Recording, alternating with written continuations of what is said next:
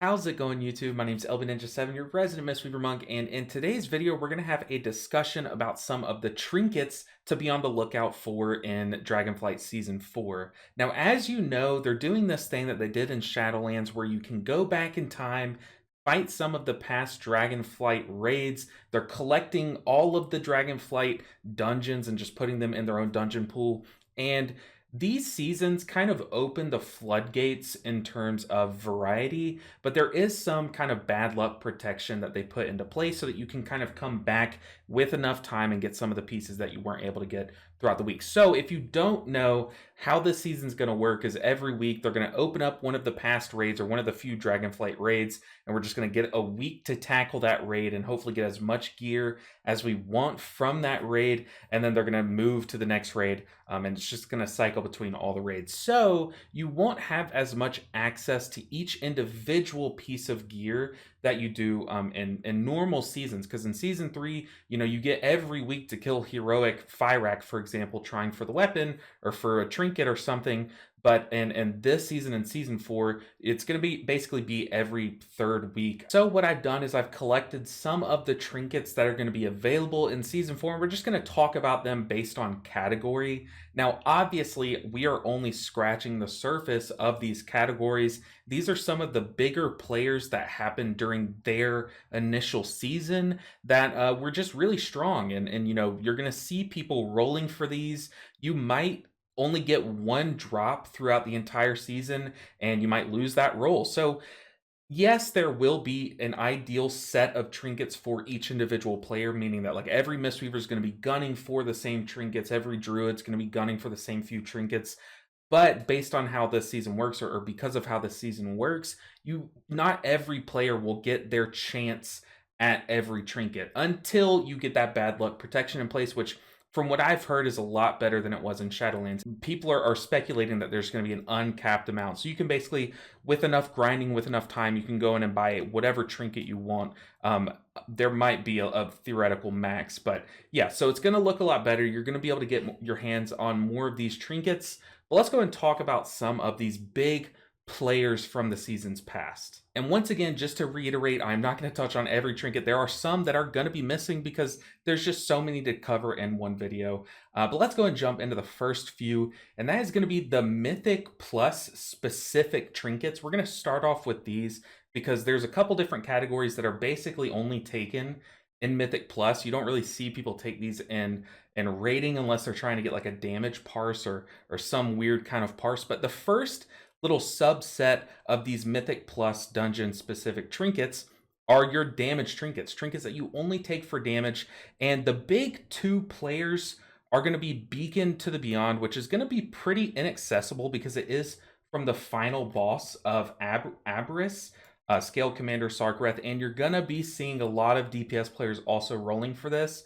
So if you want your hands, your healer little grubby hands on this Beacon to the Beyond, you're either going to have to beat out a lot of DPS players for it, and hopefully your raid lead lets a healer take a DPS trinket, or you're just going to have to wait until you can buy it from the vendor. But then there's also Belloralos. I believe that's how you say it. I never knew how to say this trinket, but this is dropped from Tindral only for a certain few specs. Like me as a Mistweaver, as a monk, I don't believe we can get this drop for us. We have to rely on other people to drop it and us roll on it and hopefully get it. But both of these are kind of seen as the two big on use, big smack of damage trinkets that can do AoE or giant single target damage, and that's basically all they do. Yes, Boreleros has a kind of drawback where it does damage to you, but on paper, these just do massive damage and don't really provide any healer benefit other than just getting you through a dungeon quicker or allowing you to push higher based on how much healer damage you can provide to the group. However, there is this other third budget option, and the reason why I'm calling this a budget option is because you are more likely to have this piece drop Ice Blood Death Snare. It's from Sinarth, the spider boss, and Vault of the Incarnates, I believe. And it has a higher chance to drop just because of where it is placed in the raid. More groups, more raids are going to make it to Sinarth than they will Sarkareth or Tindral, for example. More people are going to raid on this week than on the Tindral week, for example. So yeah, you have a little bit better access to this, but also less people are going to be rolling on this than they will on these other trinkets. So this is what I'm calling the budget option, and it might actually shock you. It does a shocking amount of damage. It doesn't do like a one slam like these do. You do a small slam, but you apply a debuff to people, and then when you damage any enemies that have that debuff on them for a couple seconds, it'll proc another spark of damage. And I used all of these trinkets side by side, and Belorilos did massive damage. Beacon also did massive damage. I did not get a crit the couple times that I tried this. I used Beacon a couple times and reset all my data trying to get a good crit Beacon, but I just could not get it to work. And then as you see, Iceblood Death Snare actually does a sizable amount of damage. I believe the bottom number is its initial hit, and then all the procs add up to be quite a bit of damage. So yeah, nice budget damage trinket. But these are luxury items. Like I said, it's just if you want to do more damage, you can put these on. You'll see people are in higher keys maybe wearing one of these trinkets just to get bigger damage. But the better Mythic Plus subcategory that we're going to talk about is the self-defensive trinkets, the ones that just make you able to survive mechanics that you otherwise just don't have enough defensives for, or might just need a bonus shield on top of a defensive. And the big one is the one from this season, Fyrax Tainted Rageheart. Now this is dropped for tanks, so it's a little harder for us to get access to. Plus, you're going to have to beg your tanks to let you take this over them, or even your DPS. This is just a highly sought after item, so it's very unlikely that you're going to be able to get your hands on it yourself unless you're someone who pushes top Mythic Plus as a healer, and then you can make a case for yourself. But there's a couple of budget alternatives. One of them, it gives you like around a third of the shield, so it's not a good shield. It also procs a little bit of damage. This trinket is just not good, especially when you look at it side by side with Fyrax Tainted Rageheart, but you might get this drop for you and you might wear it if you need that shield to survive mechanics, or one like this trinket, until you can finally buy Fyrax Tainted Rageheart from the vendor. And also with my little damage trinket test, just the on-use damage trinkets, there are a lot of passive trinkets that proc based on your damage. I did not test all of those, but I did test Fyrax Tainted Rageheart, and you can also see it on the meters. It does a pretty sizable amount of damage, which is also another reason why it's pretty sought after for high-end Mythic Plus pushing. Now, those are the only ones that we're going to talk about that are pretty specific to Mythic Plus players. This one, I kind of just included it only to show side by side with Fyrax. It's not very good. As you see in the shield size, it's a lot lower than Fyrax, which is 1.5 million in the tooltip. So let's go and move on to trinkets that are more universal. I do have these kind of classified as raid trinkets, but a lot of these you'll see are also taken in Mythic Plus. The only reason why they're kind of separated by Mythic Plus and raid is because the Mythic Plus trinkets are very specific to Mythic Plus. These, like I said, are universal. Now, up first, we have the very broad category that there are a lot more options available in this dungeon pool, in this raid pool, but these are the select few that kind of stood out the most to me at a first glance. And these are your stat sticks, just basic stat sticks. You know, you equip this trinket, it gives you just more stats than other trinkets do. And so we have pips. We all know pips. It gives you a small amount of a secondary stat, and then it'll cycle between your secondaries based on what it attunes to, or however it's read, whichever Erktos, Erwin, and the other thing you have, it'll swell up that stat for 12 seconds and then go back down until it procs again, and you swell up to another secondary and it goes back down again. Since this hits all the stats except for haste, it's just a pretty universally liked trinket. It just is a nice stat stick. That's plain and simple. Another one is Screaming Black Dragon Scale.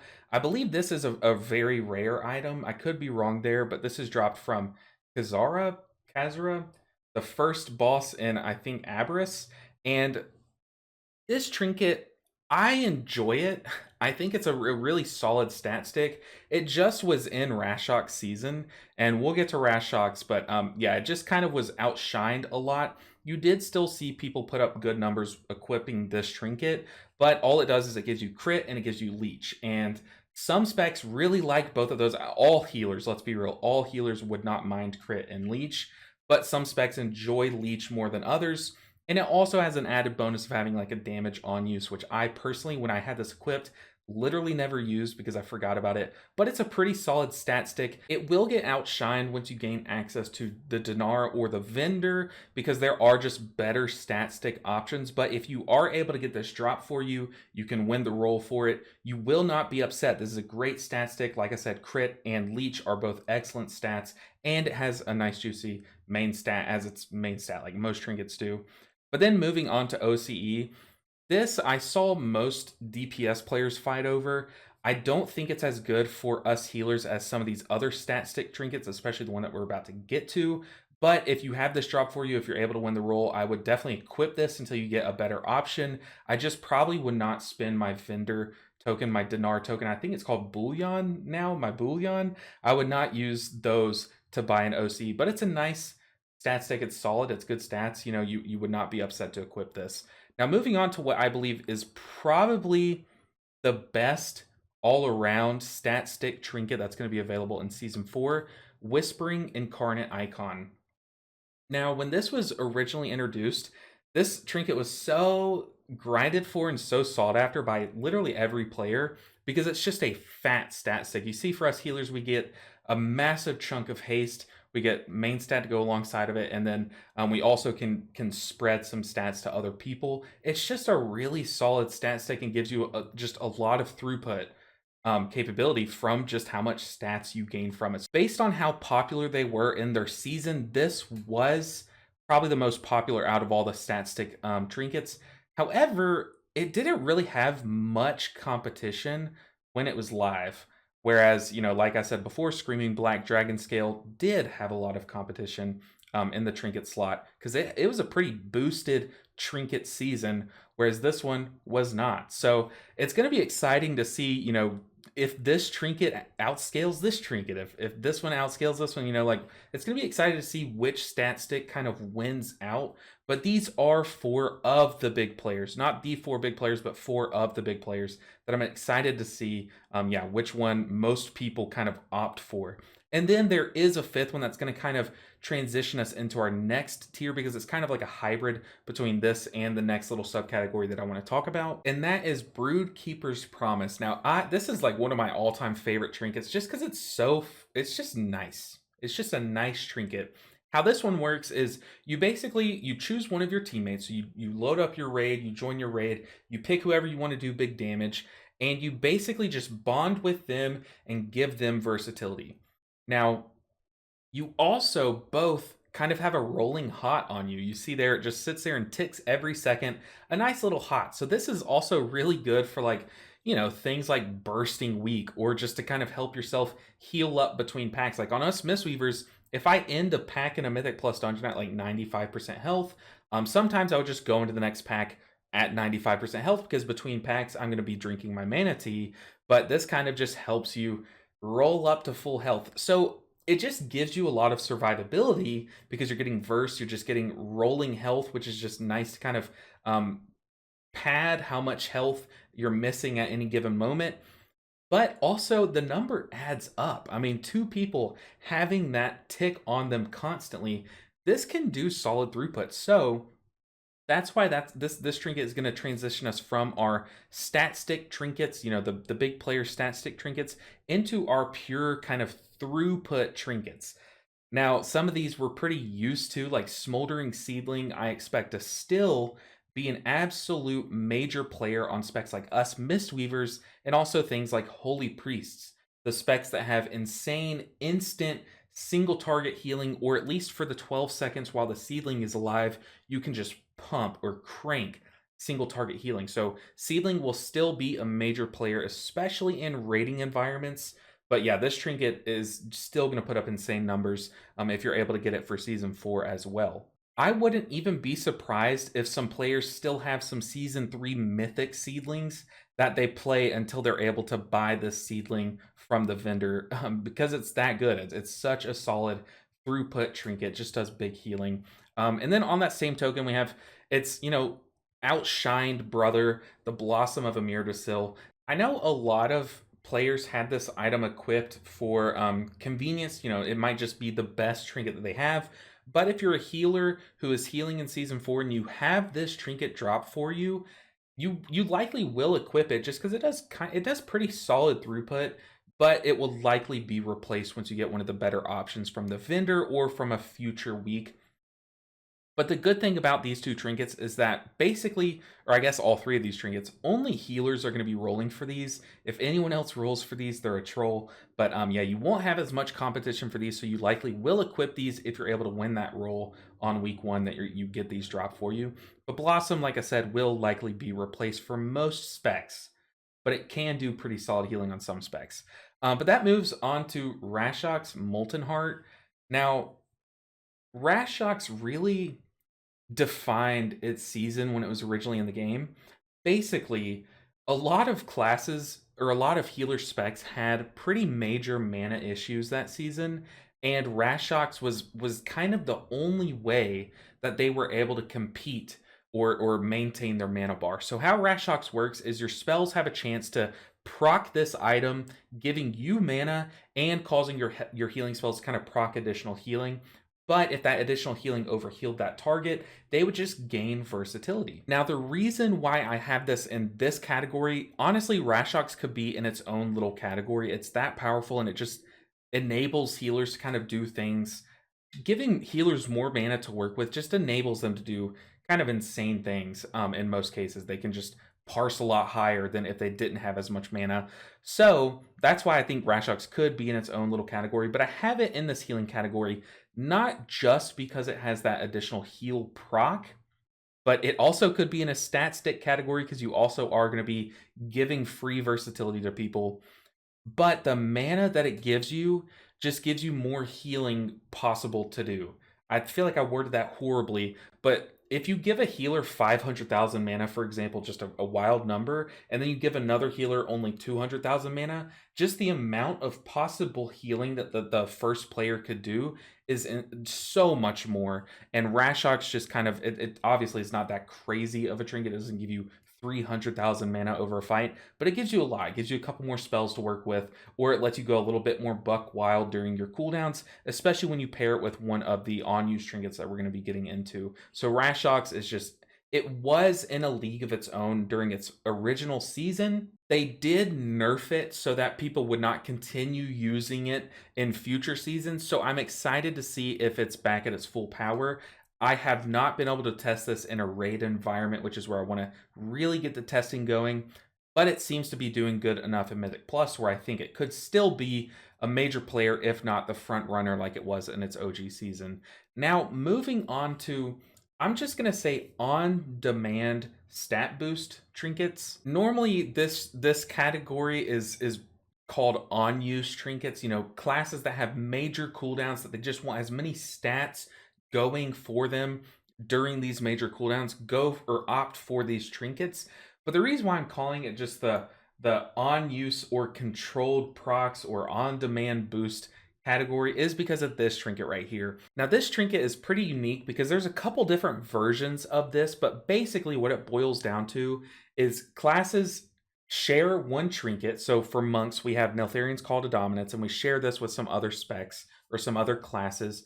But whenever we use a spell, one of our main cooldowns, we get a giant proc of main stat. It does impair your movement, but it's really not that big of a deal for most classes. A lot of us healers especially will be planted during those cooldowns. But the reason why I have this trinket kind of representing all the Neltharian's trinkets in this category is because it procs when you use your major cooldowns. And that's very similar to all of these other on-use trinkets where you use them going into your cooldown. So you kind of, that's just how I think of it. So all of these you will be using paired with your major cooldowns. So just make sure that you're doing more healing or more damage in some cases during those major cooldowns. Now, I've already talked about Neltharian's Call to Dominance a little bit, but I expect this to be a pretty big player for us Mistweavers because in raiding our main play style, a lot of our healing, like a large chunk of our healing, is done during our celestial window. When we summon Yulon, we do insane healing. So having a massive chunk of haste and intellect given to us by one trinket during that major window is pretty important. And then, so you can look back and see which classes or which specs really enjoyed this style trinket during its OG season and see, is this going to be something that I am personally gunning for on my spec? I do expect those specs to still look for this trinket because it was that powerful on those that enjoyed it, like us Mistweavers. But for those that don't enjoy this trinket in particular, they like to have more agency over when they get that buff. These other trinkets are all pretty solid stat sticks to kind of represent this category. You have Iridius Fragment. I literally never knew how to say this, but it gives you a massive chunk of intellect all at once. And then the more you cast your spells, the more that slowly decays, and it lasts up to 20 seconds. So for specs like, I believe Evokers used this, and Disc Priest really like this trinket because for Disc Priest, for example, you'd cast it during your Mindbender window nowadays, and then you'd use this, you'd press Mind Blast and then your Dark Penance, and those would hit so hard with that giant intellect, and then your next few smites you'd slowly decay until you can Penance again, still probably use the last bit of that intellect that you have available from this trinket, and then your next few smite spams will just do less and less. So yeah, all around a pretty solid stat stick. And then moving on to another pretty solid stat stick, we have Ashes of the Ember Soul. You see a lot of DPS players fight for this trinket too, but it works kind of in the same way, except its passive stat that you gain is going to be haste instead of mastery like the fragment gives you. But this, when you use it, you gain a large chunk of intellect right up front once again. However, this just slowly decays.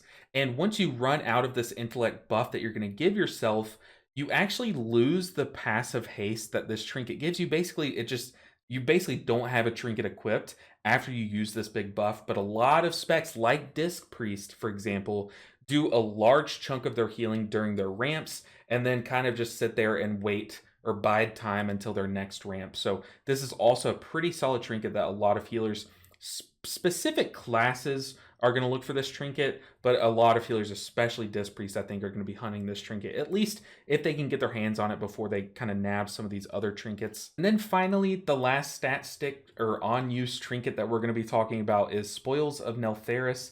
This is just a very reliable trinket. Unlike these other ones, it does give you main stat as its passive bonus, so it's a pretty basic trinket in that sense. But when you use it, so every 2 minutes, you're going to be able to proc this item and gain a large chunk, like a very large chunk of a secondary stat. So once again, all of these trinkets are kind of used on classes that ramp a lot or try to do a lot of their healing in small windows. So Disc Priest, Mistweavers, even like Druids, and almost every healer kind of does that nowadays. But these trinkets are all very powerful, and there are probably some other on-use trinkets that I just didn't see in the vendor or probably skimmed over, but these I expect to be the bigger players of this category.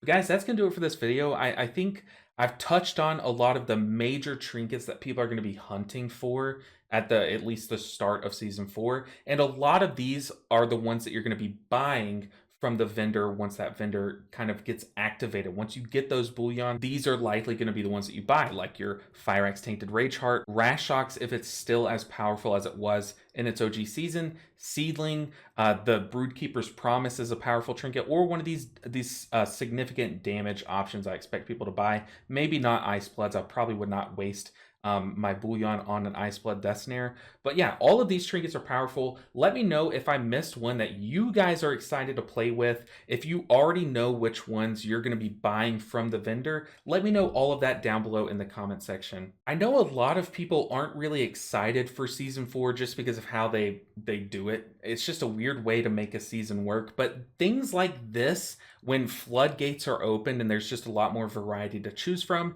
these things excite me personally, so I really wanted to make this video. I'm excited to be able to test more of these trinkets on the PTR. So far, I've tested a handful of them, but I just don't know, like, I don't know which of these gives you the most yet, because I have not been testing these, because all of these I am more excited to test in a raid, whereas these are more so what I've been testing, especially Fire Axe and these 3 damage options. They all seem still pretty solid. But let me know what you guys think down in the comments below once again, and let me know if there's more PTR content you guys want to see. Do you actually want to see these in a side-by-side usage? Yeah, let me know all of that in the comments below so I know what kind of content you guys want to see so I can deliver that to you. But for now, thank you so much for watching this video and for all the support that you guys are giving my channel. I really, really appreciate it. And a special shout out to these guys on the screen. These are my patrons, basically the people that are carrying this channel and allowing me to continue making content and living out my dream of being a YouTuber. So thank you so much if your name is on the screen. And if you want to join these guys, check out the Patreon link down in the description below. But guys, make sure and like, subscribe on your way out, and I'll see you guys in the next video. Until then, take care.